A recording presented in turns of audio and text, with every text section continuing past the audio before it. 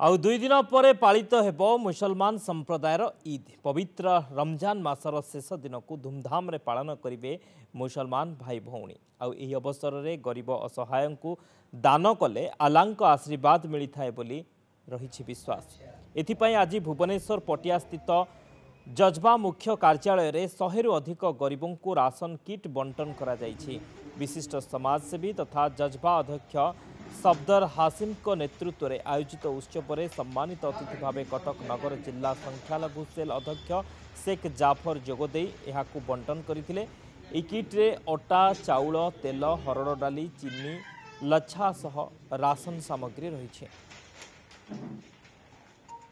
आम चाहूँ समस्ते भाई भणी मैंने जो मैंने गरीब अच्छा जो मैंने असहाय अच्छा जो मैंने चेहरा हस ना चेहरा हस फुटू।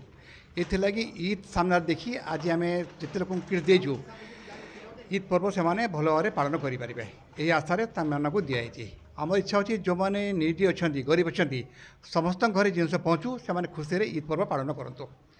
भाईचारा आम सदाबले मिसिक रहू। जज्बार प्रशंसा करिवार माने कल्पना बाहर जहाँफल से आज अनेक वर्ष है कटक सहर एवं ओडिशा रे विभिन्न स्थान रे से बहुत गरीब श्रेणी लोक को साहाय्य करि आछंती। एबे भी तांको उद्यम जे आहुरी मध्य से साहाय्य करिवे तांकर मेन उद्देश्य एवं मेन लक्ष्य।